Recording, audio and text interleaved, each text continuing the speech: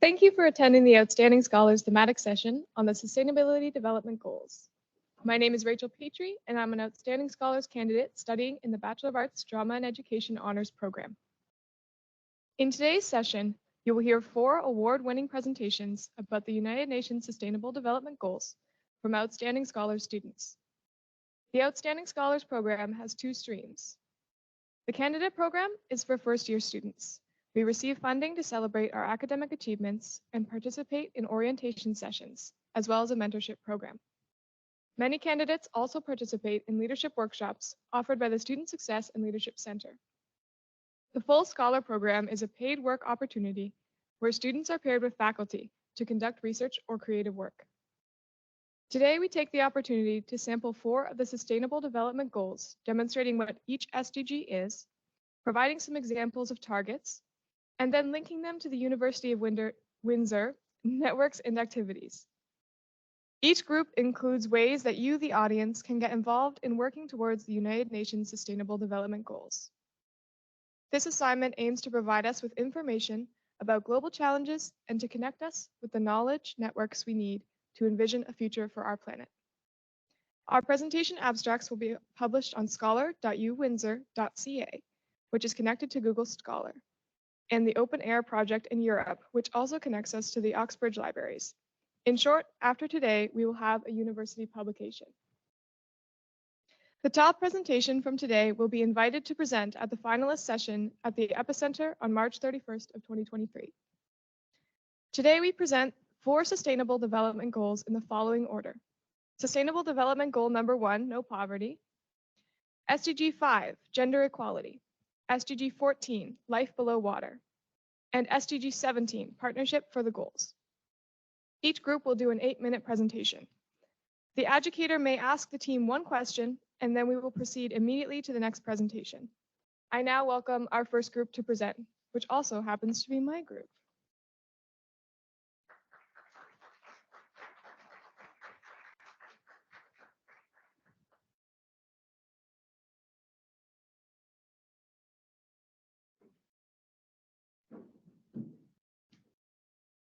Hi, my name is Aleksandra Radevski, and I'm from the Faculty of Engineering. Hi, my name is Berlyn, and I'm from the Faculty of Psychology. Hi, my name is Amelia Longmoore, and I'm from the Faculty of French Education. Hi, my name is Evelyn Drago, and I'm from the Faculty of Science. I'm Krista. I'm from the Faculty of Business. And you already know me, but I'm Rachel, and I'm from the Faculty of Arts, Humanities, and Social Sciences.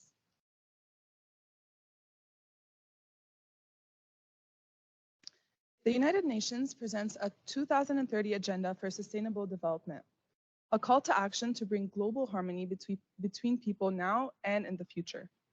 It involves around 17 Sustainable Development Goals, and I, myself, and my team will be presenting goal number 1, no poverty.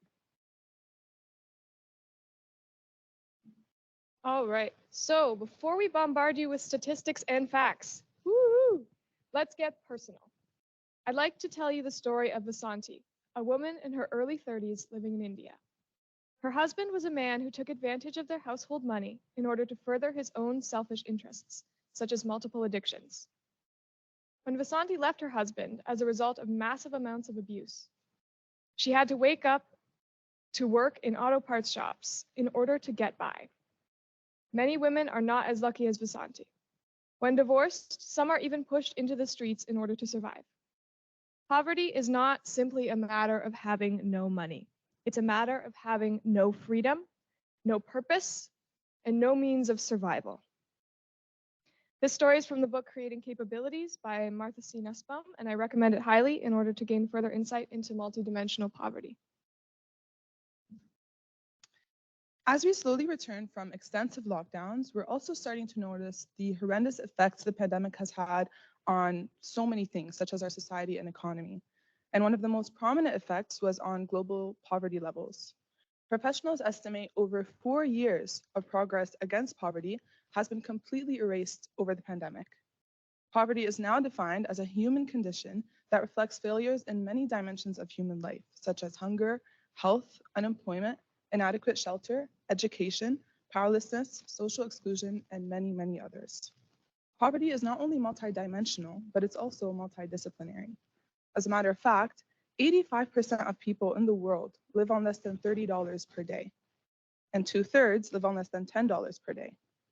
In 2015, the United Nations revised the poverty line and defined extreme poverty as living on less than $1.90 per day, which is actually the reality of every 10th person in the world. Even more notable is the fact that this measurement is curated in international dollars, which basically means that these are hypothetical currencies which account for international pricing differences.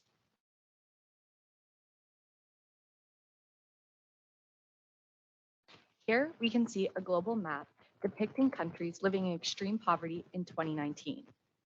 Here is the same map 1 year later in 2020. Although poverty rates have decreased over time, the past few years in the pandemic has shown that work still needs to be done in both preventing and eradicating global poverty. Things we must consider are, is there fresh water and food readily available to those in need? Are there equal employment and education opportunities for all genders? Overall, the UN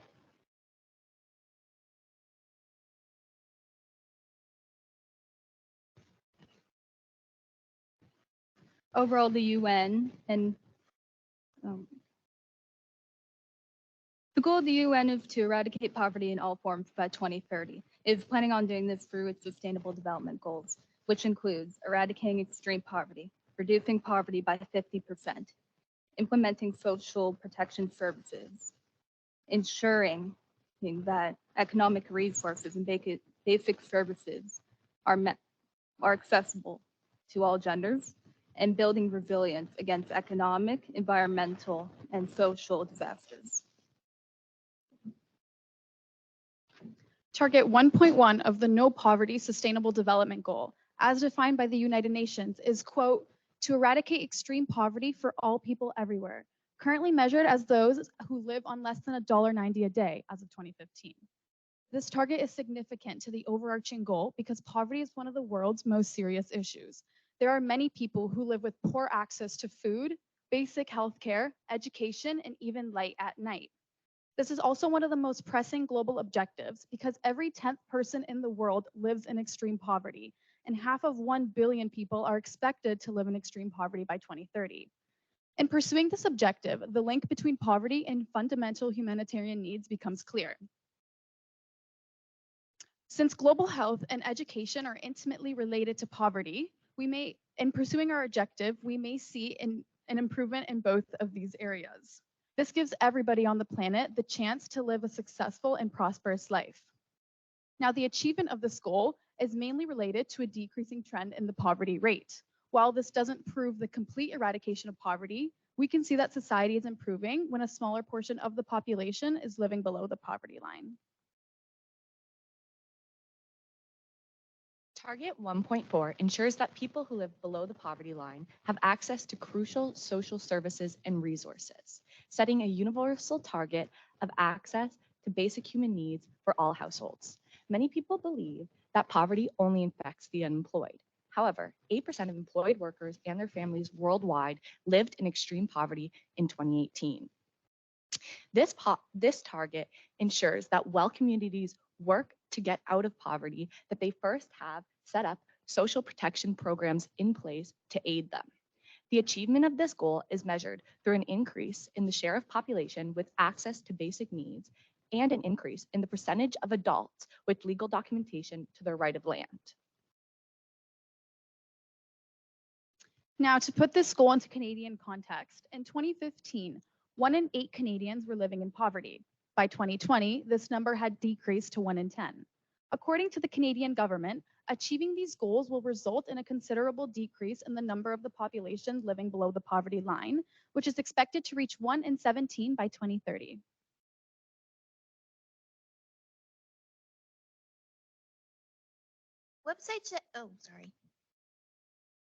Websites such as the Letty Library website and scholar.uwindsor.ca, which was mentioned at the start of the presentation, offer a large archive of different research papers, books, and general informational articles on every topic. Patrick Clark, for example, wrote a major research paper in 2021 on the issue of poverty in Canada specifically, entitled The Answer to Poverty, a Universal Basic Income. The abstract for this paper states that Clark looks over the issue of poverty in Canada specifically, describing how attempts to solve the problem in the past have only made the problem less severe and not eradicating it completely. Clark 4. Other research papers can be found on similar UWill research websites.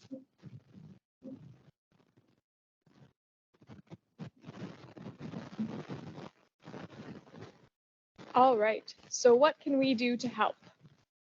Share, don't just like. If you see an interesting social media post about women's rights or poverty, be sure to share it. Speak up.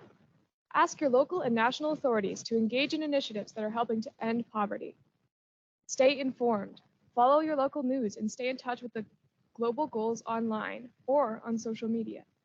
Shop local. Supporting neighborhood businesses keeps people employed, reducing levels of poverty severely. Donate what you don't use.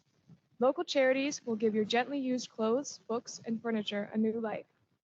Vote. I cannot stress this enough. Take advantage of your right to elect the leaders in your country and in the local community. And join United Way.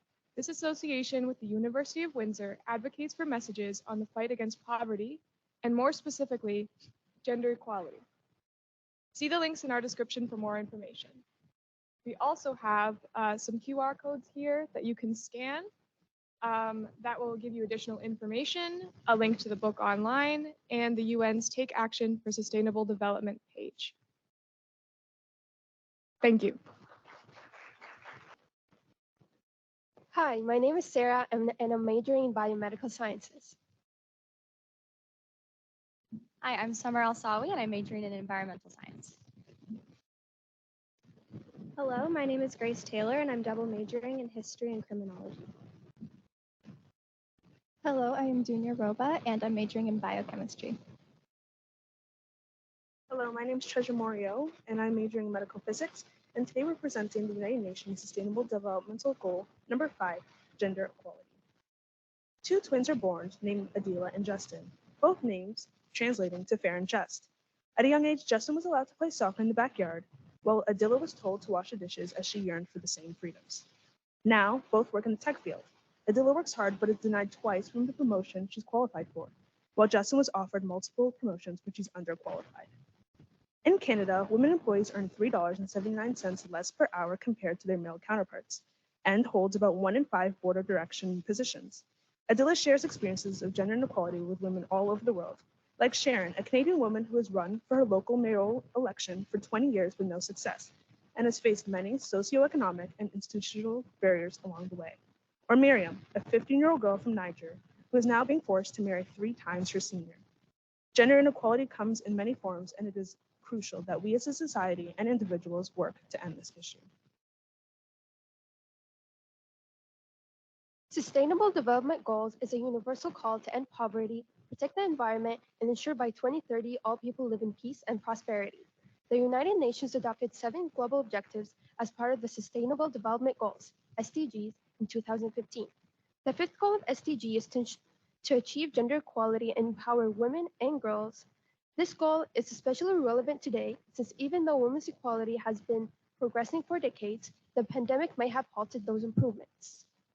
Not only did more women than men lose their jobs as a result of COVID, but domestic violence has also increased. Consequently, this sustainable development goal is dedicated to helping millions of women and girls who, as a result of their gender, are denied human rights.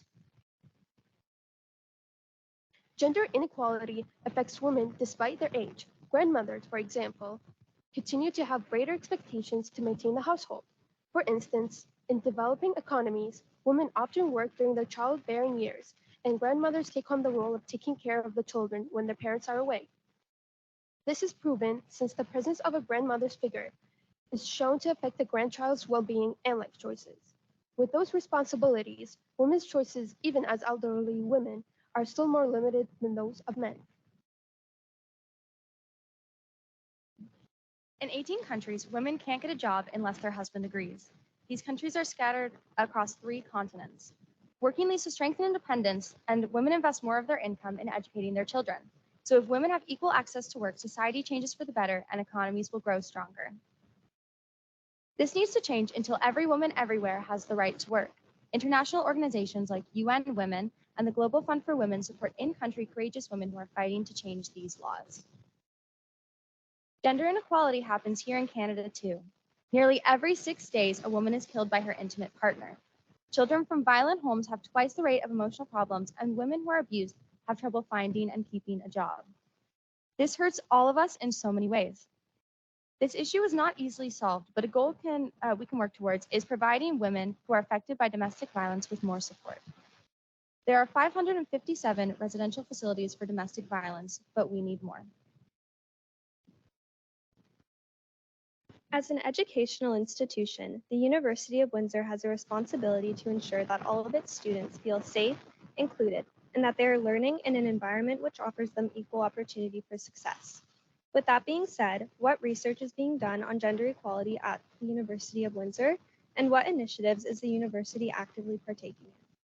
The University of Windsor has many students, faculty, and staff who are involved in the discussion of gender equality. Dr. Charlene Sen, researcher and developer of the Bystander Initiative, has put her research on violence against women into action. This initiative allows students to work together to change their thoughts and behaviors regarding sexual violence. The program teaches students how to become change-making bystanders and how to stop and prevent sexual violence, creating a safer campus and community for all. The University of Windsor also offers programs aimed at giving women extra opportunities in the sciences, a field predominantly occupied by men. Programs such as Go Eng Girl encourages young girls to pursue a career in engineering, whereas the university's Women in Science prepares women for STEM careers, all while in a safe, supportive, and welcoming environment. So, what is Canada doing to improve gender inequality? The Gender Results Framework is Canada's vision for an equal future. It pinpoints 6 key areas where change is needed the most. One example being poverty reduction. While it is acknowledged that both men and women face poverty, women and girls are more likely to be victims of violence. The effects of these issues can differ depending on identity, and thus they must be tackled specifically and with purpose. The 6 goals are tracked using the Gender, Diversity, and Inclusion Statistics Hub. This database collaborates with other fractions of the government, such as Statistics Canada, the Department of Women and Gender Equality, etc., to gauge advancements in their goals. Another one of the government's goals is to include the intersection of several different identities, for example, disability, ethnicity, and immigrant status, to their current framework. There's always room for improvement. By tracking and creating objectives, we can push for change in an effective and purposeful manner. So, as an individual, what can you do? Speak up. If you see a post on social media detailing the injustices a person has faced due to gender discrimination, don't just like the post, share it. If you see workplace discrimination, don't stay silent. Know your rights and the rights of others. A local election season has just passed, but you can still learn more for future votes. Research what each candidate has to say about gender equality and make a difference at the ballot box. You can also use your wallet. Donate to organizations like the Hiatus House that provide shelter and resources to abused women and children. They accept monetary donations, needed items, and volunteers. Additionally, you can buy from and support local women-run businesses. Join. As we mentioned earlier, UWill has the Bystander Initiative, which provides workshops that teach about sexual violence. Educate yourself and make campus more secure for others in the process. So that was SGD5, Gender Equality. Thank you for having us.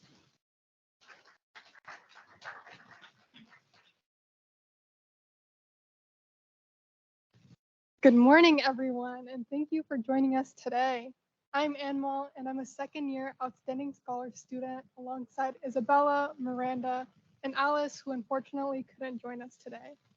At the beginning of the school year, we were tasked with learning a bit about one of the 17 Sustainable Development Goals, which were created by the United Nations.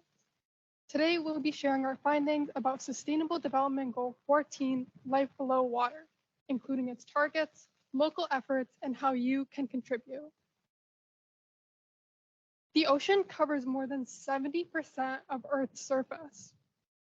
This is water we drink and we use to catch our food in, water we use to travel and explore the world, to expand our understanding about life around us through research, and water that provides countless people with jobs.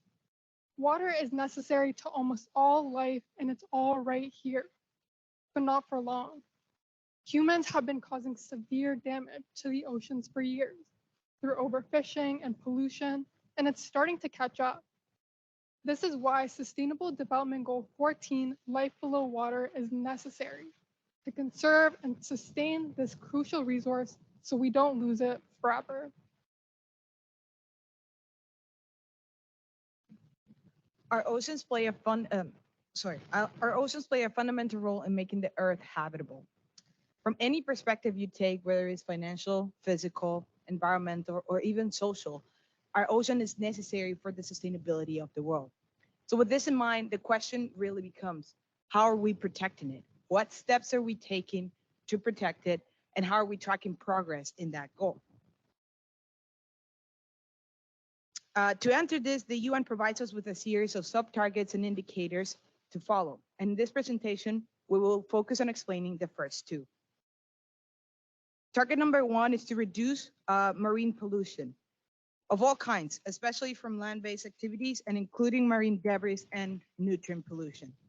This is important because plastic pollution can negatively impact the ocean and marine health, food safety and quality, coastal tourism, and even the climate.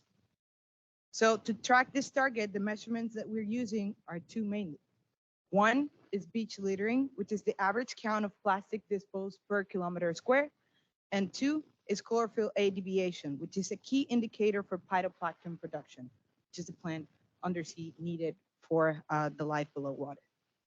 So here is a map of what is beach littering in 2020, directly pulled from the UN.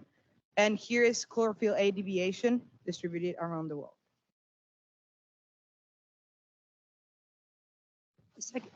The second target is protecting and restoring ecosystems.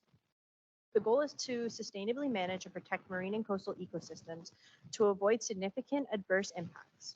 This is important because oceans and marine animals are essential to our existence. Oceans regulate climate, provide food and energy, and also relate to the economy, as over 3 billion people depend on marine and coastal biodiversity for their livelihood. By reaching the goal, we can achieve a healthy and productive ocean as well as strengthen resilience. The achievement is measured by increase of marine protected areas and ecosystem-based approaches from the countries around the world. In 2021, over $30 billion worth of products and over 300,000 jobs were made possible due to Canada's marine and coastal areas. The Canadian government has set a goal that by the year 2030, 30% of all Canada's marine and coastal areas will be completely conserved.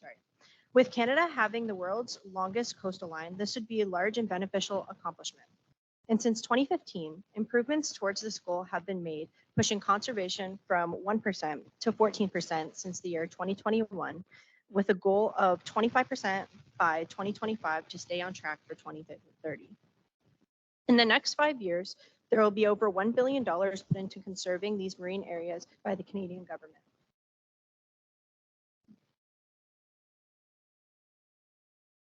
With the University of Windsor being situated near water and being an institution where great research happens, initiatives and research supporting Goal 14 are always taking place.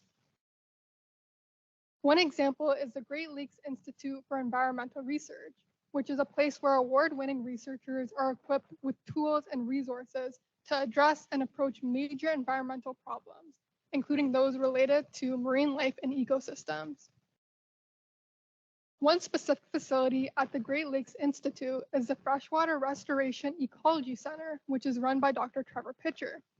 At this facility, research about invasive species, water quality, and environmental stressors such as climate change, among many other topics, is explored and developed. And I think I should also give a shout out to the Healthy Headwaters Lab because Dr. Fabria is sitting right in front of me, and that also does relate to Goal 14. So I think it's safe to say that the University of Windsor has taken a hands-on approach to developing solutions for life below water. So what else can we do? As other groups also mentioned, it is very important to share on social media and other platforms information related to this goal or information about life below water in general.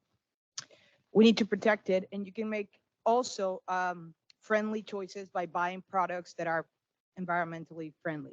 For example, avoid buying bottled water to reduce plastic usage. Reducing waste is also a very important method to take because it's a major cause of marine pollution.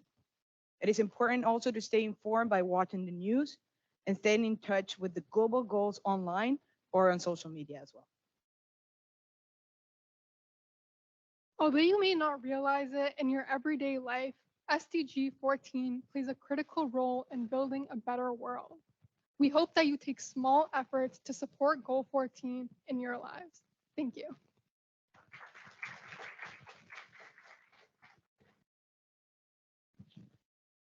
All right. Good morning, everyone. My name is Kaden, and I'm majoring in Human Kinetics. My name's Mareeta, and I'm majoring in neuroscience. My name's Fadya, and I'm majoring in biology. My name's Kylie, and I'm majoring in neuroscience. My name's Aiden, and I'm majoring in biomedical science and biochemistry. And all 5 of us are outstanding scholars candidates, and we're here presenting on SDG 17, Partnership for the Goals. All right. As you all know by now, the Sustainable Development Goals were created in 2015 by the United Nations with intertwined objectives that addressed an approach to transform our world. This is a result of an urgent call to action in order to build global partnerships for a more sustainable future. On their own, each of the initial 16 goals serves their individual purposes. However, these goals are intended to relate to each other and serve a collaborative overall objective. That is why the final and arguably most important goal serves as a uniting force for all of the previous targets. SDG 17, otherwise known as Partnership for the Goals, targets cooperation from an individual to a global scale. This quote from York U perfectly summarizes the sustainability goal. Goal 17 is about fostering global partnerships, international investments, and support to ensure innovative technological development, fair trade, and market access, especially for developing countries. To build a better world, we need to be supportive, empathetic, inventive, passionate, and above all, cooperative. SDG 17 allows us to work as a collective far more efficiently than we would as one nation. Communication and collaboration at both a global and personal level are undoubtedly required if we intend to meet the objectives of all of the previous SDGs. It could be argued that SDG 17 is the very foundation and the synergist of the previous Sustainable Development Goals. SDG 17 is especially important when world events are taken into consideration.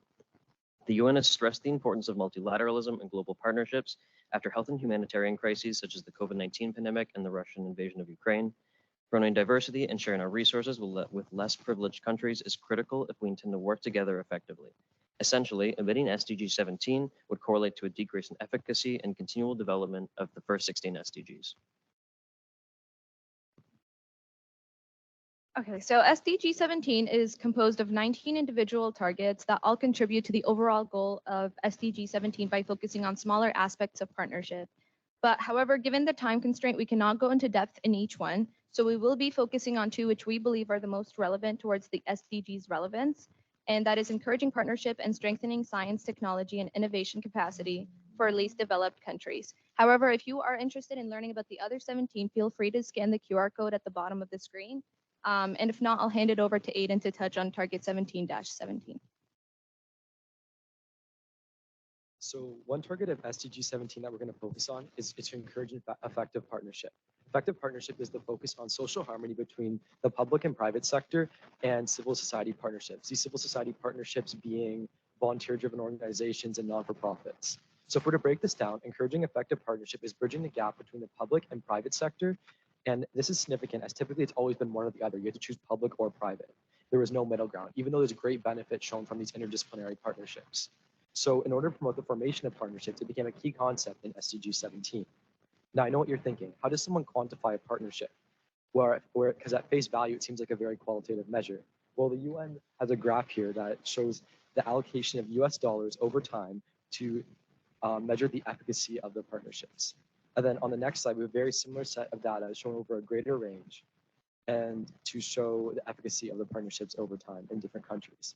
Now, a specific example of the many effective partnerships formed is CHERISH, the climate, heritage, and environments of reefs, islands, and headlands. This partnership between local communities through governments to corporations aims to raise awareness and understandings of past, present, and near future implications of climate change. Now on to Fadya with target 17-8. Target 17-8 is to strengthen the science, technology, and innovation capacities for least developed countries. 17-8 takes after a lot of goals and targets, like, for example, Goal 5, which aims to empower women through technology, ultimately attempting to lead to an increase in technological access. Now let's get into statistics. In 2015, around 3.2 billion people were linked to the internet.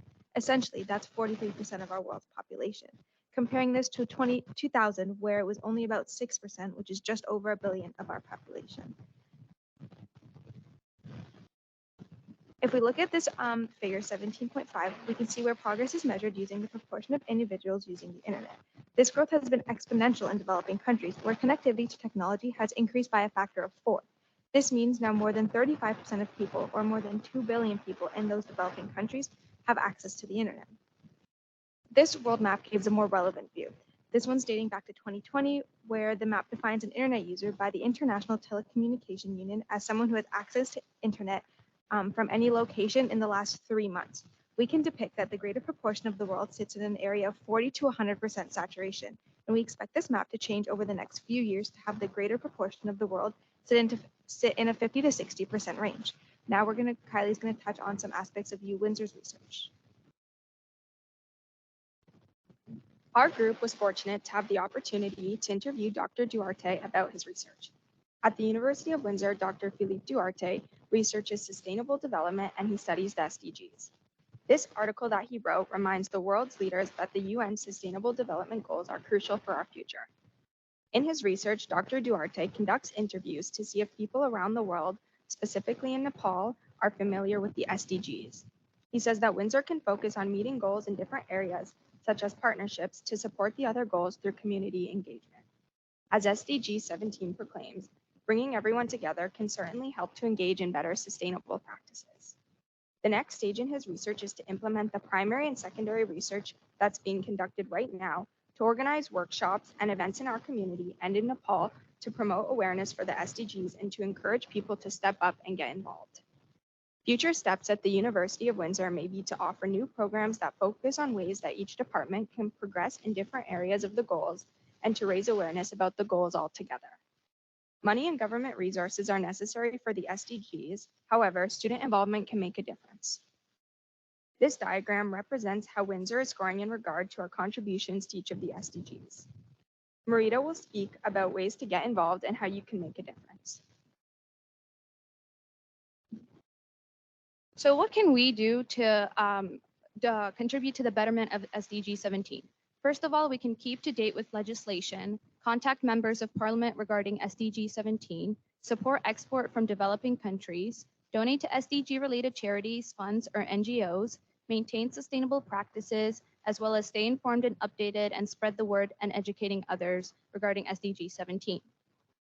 Now, furthermore, as we reflect back, you should know that our group was randomly selected together for outstanding scholars for a project, and it was wonderful to watch how we turned this into a fun and engaging topic to learn about as we creatively got together and made a newscast video.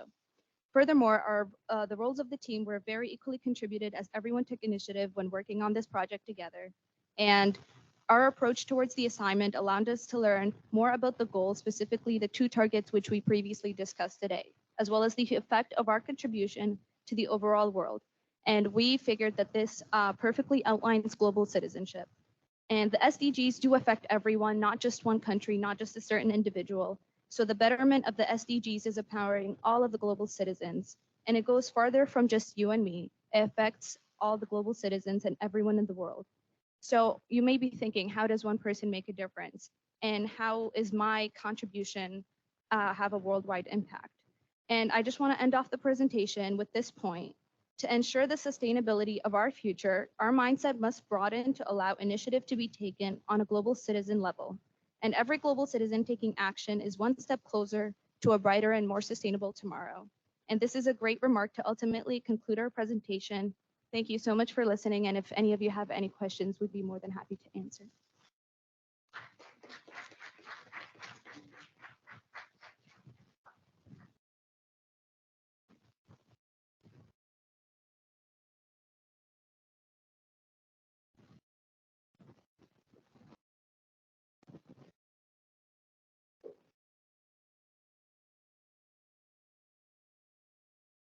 I don't know about you, but I'm breathing a sigh of relief now that you're done.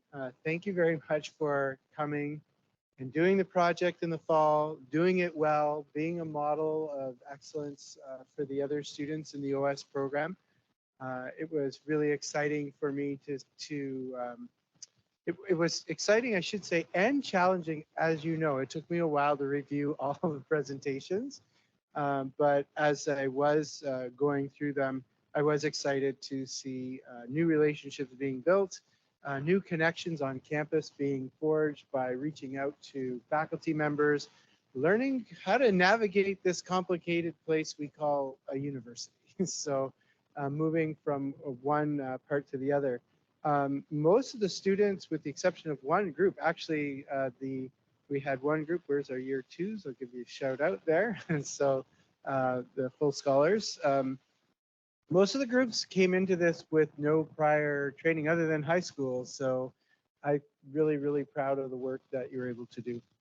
On that note, I will share that we have sandwiches for the presenters in the boardroom. So if you want to join us for that, that would be great. And hopefully we have what you want to eat. It's fairly limited, but if you're hungry, go on into the boardroom and grab a bite to eat. So I'll leave you with that. I hope to see you at other presentations, and thanks again for coming.